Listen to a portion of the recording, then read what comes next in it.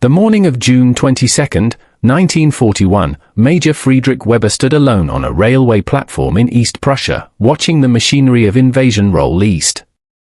Train after train passed before him, steel wheels grinding against the rails, each car packed with ammunition crates, fuel drums, sacks of grain, spare parts, medical chests, uniforms, and boots.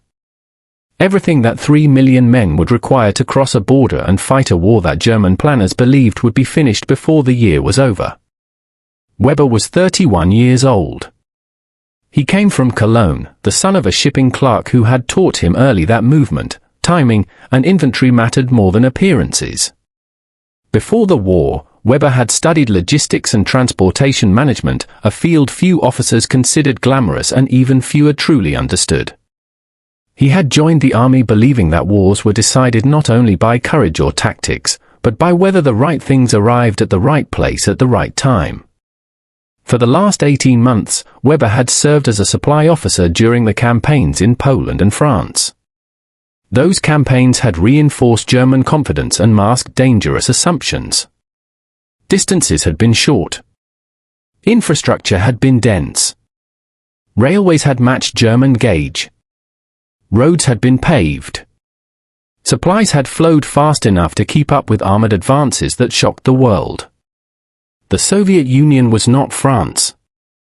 As Weber watched the trains disappear eastward, he felt a quiet unease that he could not share. He had read military history. He had studied Napoleon's invasion of Russia in 1812. He knew that Russia had swallowed armies before, not through brilliant battlefield maneuvers, but through distance, time, and supply failure. And he saw the same patterns forming again. The fundamental problem was brutally simple. Germany was about to invade a continent-sized country with a logistical system designed for short, decisive campaigns. The distances were vast. The roads were primitive. The Soviet railway gauge was wider than Germany's, meaning captured rail lines could not be used without extensive conversion. And the plan depended on speed so extreme that logistics would be forced to chase the front rather than support it. Operation Barbarossa was built on an assumption that bordered on faith. German forces would advance so rapidly that Soviet armies would collapse before supply limitations became critical.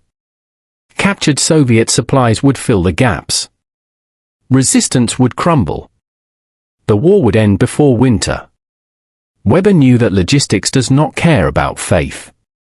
The invasion plan required armored spearheads to drive deep into Soviet territory, encircle enemy forces, and destroy them while infantry followed behind to secure territory. Supplies would be pushed forward by truck from railheads that themselves had to be constantly moved east. Each kilometer gained stretched supply lines thinner. Each additional day increased fuel consumption not just at the front, but in the supply system itself. Germany had approximately 500,000 trucks allocated to the invasion. On paper, that sounded formidable. In reality, it was dangerously insufficient. Each truck consumed fuel simply to deliver fuel. The farther the front advanced, the more transport capacity was consumed just sustaining the transport network. Weber calculated that as distances increased, a growing percentage of supply effort would be spent feeding the supply system itself rather than the fighting troops. There was no solution within the plan. Only hope. Weber raised concerns. He pointed out the mismatch between operational ambition and logistical reality. He noted the lack of contingency planning if Soviet resistance did not collapse. The responses he received were curt or silent. His role was execution, not analysis. Questioning the plan was defeatism. Trust the genius of command. Trust that victory would solve problems. So Weber did his job. When the invasion began, it seemed to validate every boast. German forces smashed across the border. Soviet units were encircled in massive pockets. Entire armies vanished. German commanders spoke openly of ending the war before winter. Hitler imagined victory parades.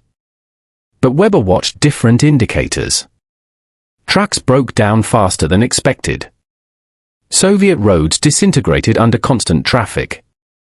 Summer rains turned dirt tracks into mud that swallowed vehicles whole. Fuel consumption exceeded projections because vehicles were forced off roads, burning more fuel to move less distance. Spare parts ran out because supply priority went to ammunition and fuel. Maintenance suffered. Attrition accelerated. Armored units outran their supply convoys and sat idle, waiting for fuel. Infantry units relied increasingly on trucks because marching distances were impossible to sustain. Artillery burned through ammunition faster than planners anticipated because Soviet resistance, though often disorganized, still required heavy firepower to suppress. Weber's supply unit worked 18-hour days. When trucks failed, they cannibalized parts from others. When fuel ran short, support units were immobilized to keep combat units moving. When rail conversion lagged, they organized horse-drawn supply columns that looked like relics of another century. The system functioned, barely, through exhaustion and improvisation. But improvisation is not strategy. By August, the advance slowed. Not because German forces were being defeated tactically, but because supply lines could no longer sustain the tempo.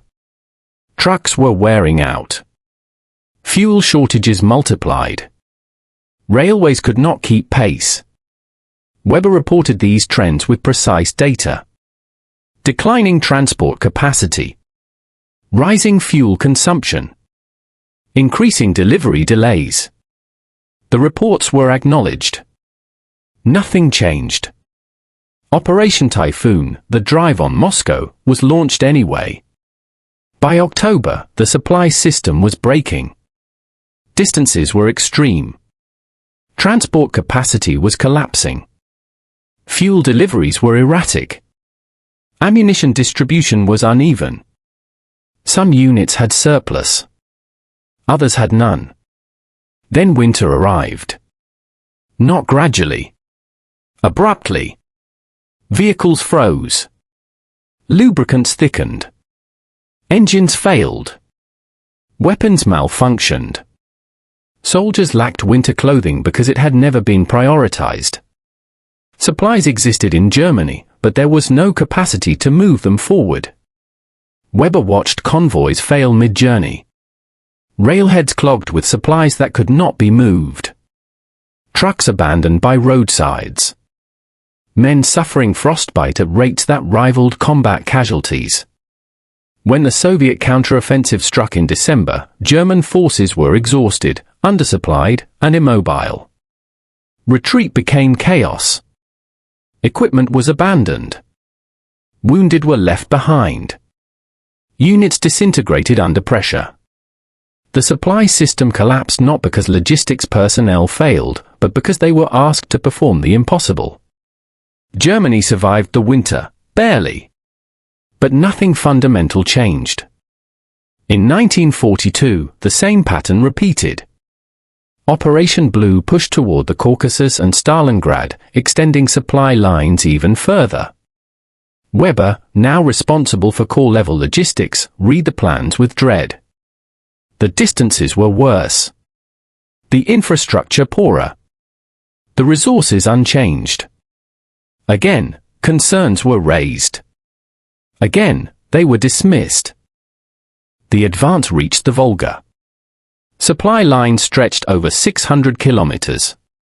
Every truck ran constantly and still could not deliver enough. Food and winter clothing were deferred. Maintenance collapsed. Vehicles died and stayed dead. When Soviet forces encircled the Sixth Army at Stalingrad, the decision to rely on air supply was not bold innovation. It was desperation disguised as confidence. The tonnage required was impossible. Weather made flights unreliable. The result was annihilation. Stalingrad was not a sudden disaster. It was the inevitable outcome of 2 years of ignoring logistics. From 1943 onward, Germany fought a retreat defined by scarcity. Fuel vanished. Railways were destroyed. Trucks were irreplaceable. Counterattacks consumed resources that could not be replenished. Positions were held that could not be supplied. Weber, promoted simply because experienced officers were gone, struggled to supply tens of thousands of men with fractions of what they needed. Orders demanded full supply. Reality delivered half. Arguments were dismissed. Documentation was ignored. The pattern never changed. In 1945, Weber surrendered near Prague after his supply columns were overrun by Soviet tanks. He spent 9 years in captivity. He survived by applying the same discipline that had defined his career. Conservation. Organization. Endurance. After the war, he returned to civilian life and rarely spoke of what he had seen. But when he did, his lesson was simple. Germany did not lose the Eastern Front because of a single battle. It lost because it treated logistics as an inconvenience rather than a foundation. Because it planned operations beyond what could be sustained. Because it assumed success would erase constraints. Logistics does not forgive arrogance. The trains Weber watched roll east in June 1941 carried the seeds of defeat, not because they were insufficient for the opening attack, but because they supported a plan that could not be sustained. The war was lost the moment Germany invaded without solving the problem of how to keep its army supplied across the vastness of the Soviet Union. That is how one supply line mistake cost Germany the Eastern Front. Not in a moment. Not in a battle. But over time.